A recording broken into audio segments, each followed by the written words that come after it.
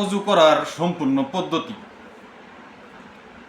অজু করার উদ্দেশ্য কোনো পাক পাত্রে পাক পানি নিয়ে কেবলামুখী হয়ে উঁচু জায়গায় বসবে। বিসমিল্লাহি ওয়া আলা বিসমিল্লাহি আলহামদুলিল্লাহি বলে ডান হাতের ধারা পানি নিয়ে দুই হাতের কবজি পর্যন্ত ভালো করে 3 বার ধুয়ে অতঃপর মেসওয়াক করে রোজাদার না হলে গড়গড় সহ 3 বার কুলি করবে। রোজাদার হলে গড়গড় করবে না। অতঃপর ডান হাতের ধারা নাকে পানি দিয়ে বাঁ হাতের ধারা নাক পরিষ্কার করবে। যদি রোজাদার না হয় তাহলে এমনভাবে নাকে পানি দেবে যাতে নাকের নরম মাংস পর্যন্ত পানি পৌঁছে যায়। এইভাবে 3 বার নাকে পানি দিয়ে নাক পরিষ্কার করবে। অতঃপর 2 হাতে পানি নিয়ে সম্পূর্ণ মুখমণ্ডল 3 বার ধুবে। অতঃপর ডান হাতের ধারা দাড়িতে খিলাল করবে। তারপর ডান হাতের পানি নিয়ে বাঁ হাতের 2 কোণে সমবেত ডান হাত খুব ভালো করে 3 বার ধুবে। অতঃপর ডান হাতের ধারা বাঁ হাতের কোণে সমবেত ভালো করে 3 বার ধোয়ায়। অতঃপর হাতের আঙ্গুলে খিলাল করবে। অতঃপর 2 হাত ভিজিয়ে সম্পূর্ণ মাথা 1 বার মোছা করবে।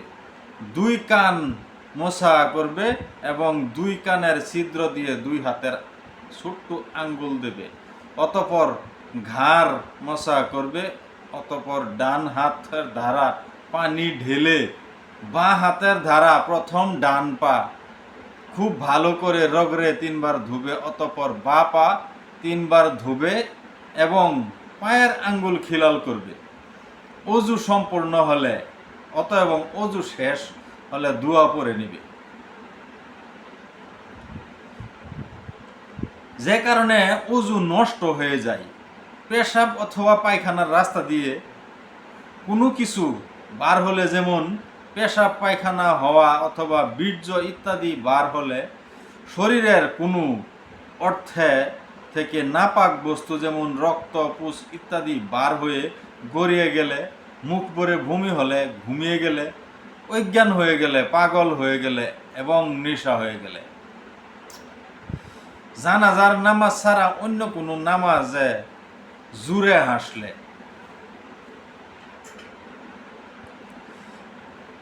কেমন ঘুমে অজু নষ্ট হয়ে যায়। যদি কোনো ব্যক্তি শুয়ে ঘুমিয়ে যায় তাহলে অজু নষ্ট হয়ে যাবে। এইভাবে যদি বসা অবস্থায় দেওয়ালে বালিশ অথবা সিটে হেলান দিয়ে এমন গভীর ঘুমে ঘুমিয়ে যায় যে ঠেস সরিয়ে নিলে পরে যাবে, তাহলে অজু নষ্ট হয়ে যাবে। সুন্নত তরিকা সিজদা অর্থাৎ উরু পেট থেকে পৃথক থাকবে এবং বহু মাটির উপর বিছানো থাকবে না। করা অবস্থায় যদি কেউ ঘুমিয়ে যায় তাহলে অজু নষ্ট হবে না। রুকু অবস্থায় এবং নামাজের বৈঠকে বসা অবস্থায় ঘুমিয়ে গেলেও অজু নষ্ট হবে না। কিন্তু যদি সিজদা অবস্থায় উরু পেটের সাথে লাগিয়ে অথবা বাহু মাটির বিছিয়ে কেউ ঘুমিয়ে যায় তাহলে অজু নষ্ট হয়ে যাবে। কোনো এক ব্যক্তি হেলান দিয়ে বসে বসে ঘুমিয়েছিল, ওই অবস্থায় একদিকে ঢলে পড়ে গেলে, এখন যদি পড়ে যাবার আগে বা পরে যাবার সাথে সাথে ঘুম ভেঙে যায় তাহলে অজু নষ্ট হবে না।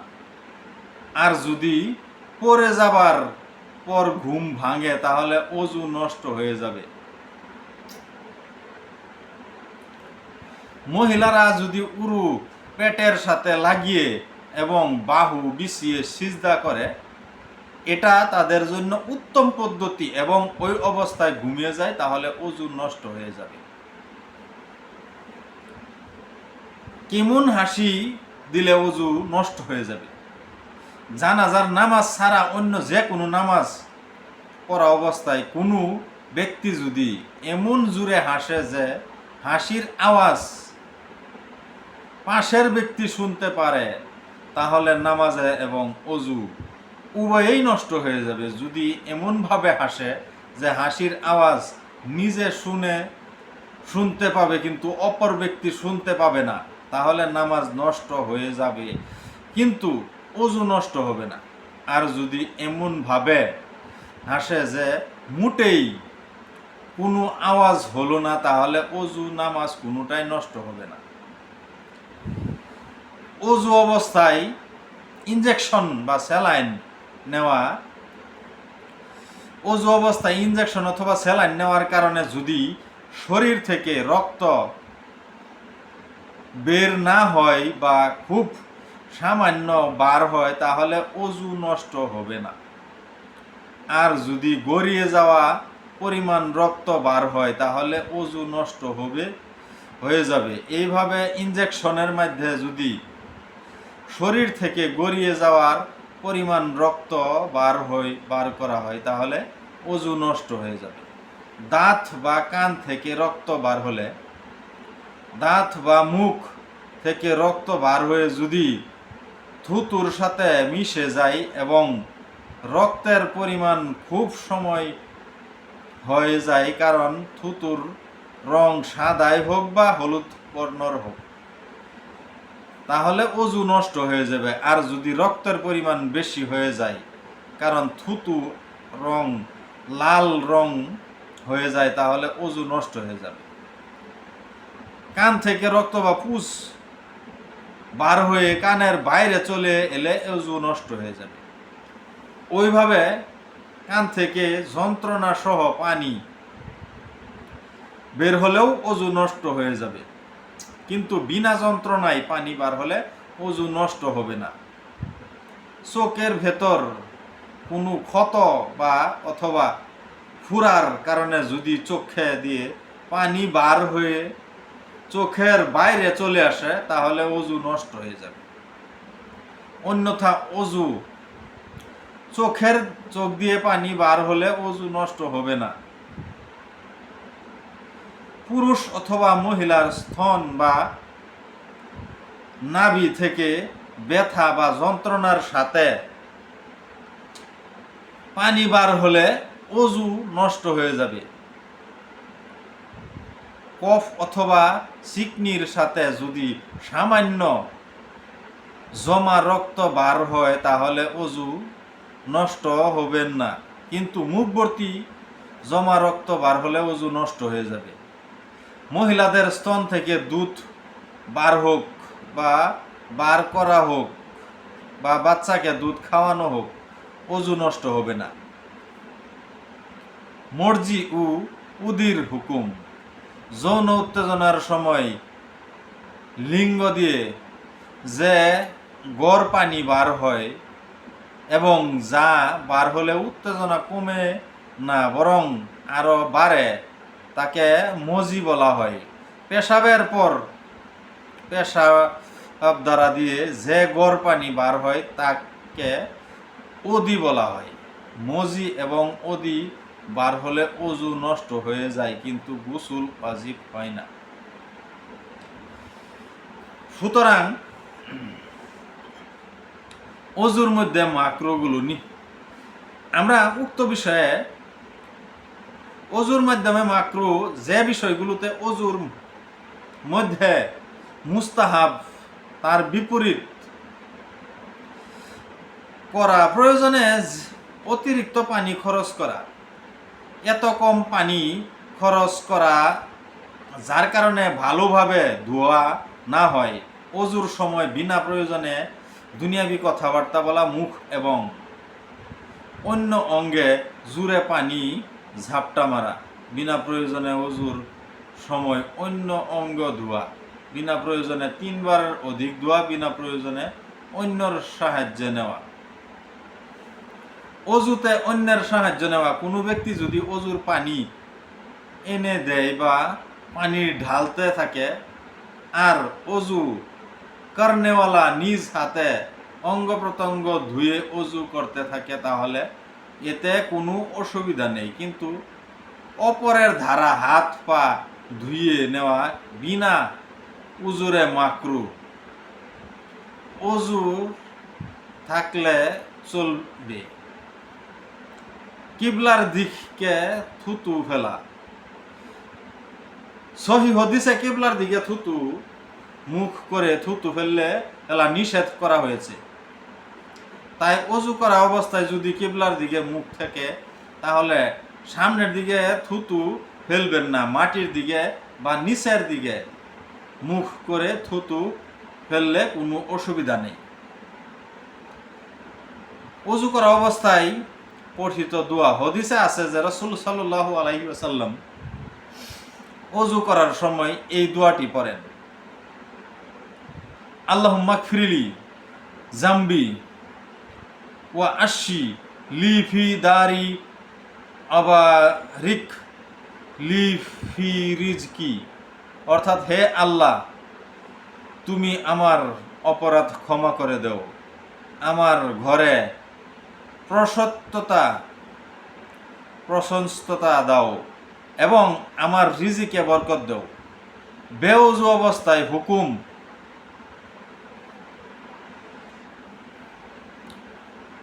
বিনা অজুতে কুরআন শরীফ পাঠ করা জায়েজ, কিন্তু স্পর্শ করা জায়েজ না। হাদিস শরীফে ফিকহ এবং অন্য দ্বীনি কিতাব অজু করে ধরাই উত্তম। তবে ওইসব কিতাবে বা অন্য কিতাবে কুরআনে পাকের আয়াতে লেখা থাকলে সেই আয়াতগুলো বিনা অজুতে স্পর্শ করা জায়েজ হবে না। বিনা অজুতে কুরআন পাকের আয়াত লেখাও জায়েজ না। এইভাবে কোনো কাগজ যদি কুরআনে পাকের আয়াতের দ্বারা তাবিজ লেখা থাকে সেই কাগজটিও বিনা অজুতে স্পর্শ করা যাবে না। যদি মোবাইলের স্ক্রিনে কুরআন শরীফের অক্ষর দেখা যায় তাহলে বিনা অজুতে স্ক্রিন স্পর্শ করা ঠিক হবে না। আর যদি স্ক্রিনে কুরআন শরীফের অক্ষর দেখা না যায় তাহলে বিনা অজুতে স্পর্শ করা যাবে। অজুর পর হাঁটু বা মাথার কাপড় খুলে গেলে কি করবে?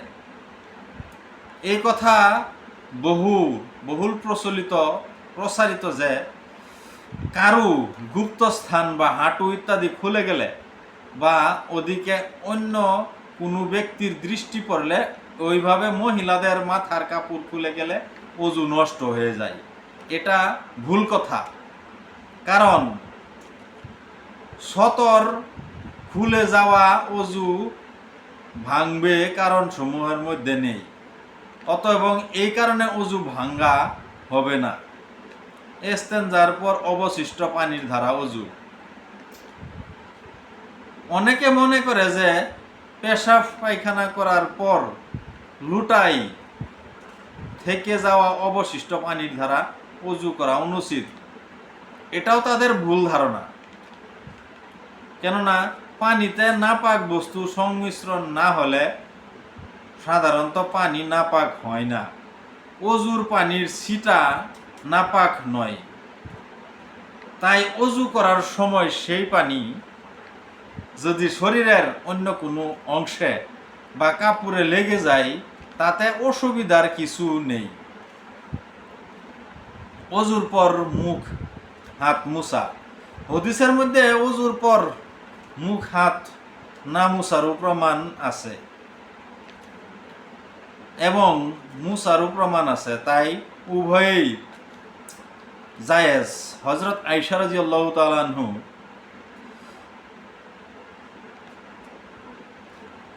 হতে বর্ণিত আছে যে হুজুর পাক মুখে হাত মুছা জন্য রাসূল সাল্লাল্লাহু আলাইহি ওয়াসাল্লামের একটা আলাদা কাপড় ছিল। পরিহিত কাপড়ে অজুর পর হাত মুখ মুছা জায়েজ। বর্ণনা করেন যে আমি দেখলাম রাসূল সাল্লাল্লাহু আলাইহি ওয়াসাল্লাম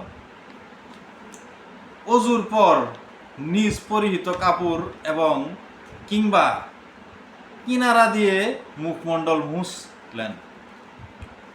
মেসওয়াকের ফজিলত।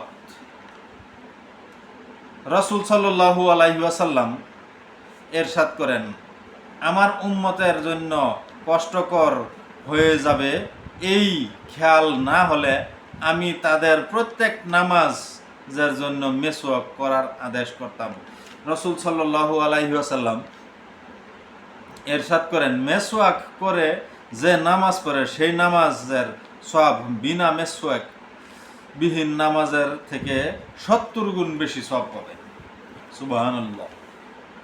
রাসূল সাল্লাল্লাহু আলাইহি ওয়াসাল্লাম এরশাদ করেছেন, মেসওয়াক করা 2 রাকাত, মেসওয়াক করে 2 রাকাত নামাজ মেসওয়াক ব্যতীত 70 রাকাত নামাজ হতে উত্তম। মেসওয়াক কেমন হওয়া দরকার? ক্ষতিকারক নয়, এমন যে কোনো গাছের ডাল দিয়ে মেসওয়াক করা যেতে পারে, তবে পিলু এবং জাইতুন গাছের মেসওয়াক সর্বোত্তম। মেসওয়াক খুব বেশি নরম বা খুব বেশি শক্ত হওয়া ঠিক না। হাতের ছোট আঙ্গুল পরিমাণ মোটা হওয়া উত্তম শুরুতে এবং বিগত পরিমাণ লম্বা হওয়া উচিত, পরে ছোট হয়ে গেলে অসুবিধা নাই। মেসওয়াক করা কখন সুন্নত? নিম্নলিখিত সময় মেসওয়াক করা সুন্নত: দাঁত হলুদ হয়ে গেলে, কুরআন বা হাদিস পড়ার পূর্বে, বাড়িতে প্রবেশ করার পূর্বে, শোয়ার আগে, ঘুম থেকে জাগ্রত হয়ে, মুখে দুর্গন্ধ হলে, ওযু করার সময়, লোক সমবেতর সময়, খাওয়ার সময়, খাওয়ার পরে। ওযুর সময় কখন মেসওয়াক করা হবে? ওযুর মধ্যে 2 হাতের কবজি পর্যন্ত ধোয়ার পর কুলি করা পূর্বে মেসওয়াক করা সর্বোত্তম, তবে ওযু শুরু করার আগে মেসওয়াক করে নিলেও সুন্নত আদায় হয়ে যাবে। বিশেষ করে মেসওয়াক করলে যাদের দাঁত দিয়ে রক্ত বের হয় তারা ওযু শুরু করার আগে মেসওয়াক করে নেবেন, যাতে ওযু করার সময় দাঁত দিয়ে রক্ত বার না হয়। দাঁত দিয়ে রক্ত বের হলে ওযু হবে না। মেসওয়াক ধরার পদ্ধতি: মেসওয়াক এইভাবে ধরবেন যে ডান হাতের ছোট আঙ্গুল মেসওয়াকের নিচ থেকে বুড়ো আঙ্গুল মেসওয়াকের মাথার নিচ এবং বাকি আঙ্গুলগুলো মেসওয়াকের উপর থাকবে। মুঠো করে ধরবে। মেসওয়াক করা ঠিক, মুঠো করে ধরে মেসওয়াক করা ঠিক নয়। মেসওয়াকের মেসওয়াক করার পদ্ধতি: মেসওয়াকটি ধুয়ে নিয়ে সর্বোত্তম ডান দিকে উপরের দাঁতে, অতঃপর বাম দিকে উপরের দাঁতে, তারপর ডান দিকে নিচের দাঁতে, তারপর বাম দিকে নিচের দাঁতে মেসওয়াক করবে। এইভাবে কমপক্ষে 3 বার মেসওয়াক করে এবং প্রতিবার মেসওয়াকটি পানি দিয়ে ভিজিয়ে বা ধুয়ে নেওয়া উত্তম। দাঁতে আড়াআড়ি ভাবে মেসওয়াক করা সুন্নত, লম্বালম্বি ভাবে নয়, এবং জিহ্বা উপর লম্বালম্বি ভাবে মেসওয়াক করা সুন্নত। দাঁতের ভিতরের দিকে এবং বাইরের দিকে, উপর ও নিচু এবং 2 দাঁতের মেসওয়াক করা দরকার। মেসওয়াক করা হয়ে গেলে মেসওয়াকটি ধুয়ে দাঁড় করিয়ে রাখা মুস্তাহাব, শুকাইয়া রাখা ঠিক নয়, শুয়াইয়া রাখা ঠিক নয়। হাকিম তিরমিজি রাদিয়াল্লাহু তাআলা আনহু বলেছেন, মেসওয়াক করার সময় প্রথম থুতু গিলে নেওয়া ভালো, যদি রক্ত বার না হয়, কেননা এটা কুষ্ঠ ও শ্রুত রোগ দূর করেন এবং মৃত ব্যতীত অন্য সমস্ত রোগের উপকারী। কিন্তু পরের থুতুগুলো গিলে নেওয়া ঠিক নয়, কেননা তার কারণে অসওয়াসার রোগ সৃষ্টি হয়। ওযু করার সময় মেসওয়াক করার পর মেসওয়াকটি পায়ের বুড়ো আঙ্গুলের ধারা ধরে রাখা সুন্নত বা আদব মনে করে ভিত্তিহীন। মেসওয়াক না থাকলে, যদি ঘটনাক্রমে মেসওয়াক না থাকে, অথবা দাঁত না থাকে, অথবা মুখে কোনো কারণে মেসওয়াক করা সম্ভব না, তাহলে যে কোনো আঙ্গুল দিয়ে অথবা কাপড় দিয়ে দাঁত এবং মাড়ি পরিষ্কার করে নিলে মেসওয়াকের সুন্নত আদায় হয়ে যাবে। মাজন ব্যবহার করা যায়, কিন্তু শুধুমাত্র মাজন ব্যবহার করলে মেসওয়াকের সুন্নত আদায় হয়ে যাবে। ওইভাবে ব্রাশ ব্যবহার করলেও মেসওয়াকের সুন্নত আদায় হয়ে যাবে। তাই মেসওয়াক করার সত্ত্বেও সওয়াব পেতে হলে মাজন বা ব্রাশের সাথে মেসওয়াক ব্যবহার করতে হবে। পুরুষ মহিলা নির্বিশেষে সকলের জন্য মেসওয়াক করা সুন্নত। মেসওয়াক করার সময় মেসওয়াক চোষা ঠিক নয়। পেশাব পায়খানা বেশে মেসওয়াক করা মাকরু। পেশাব পায়খানায় বসে মেসওয়াক করা মাকরু।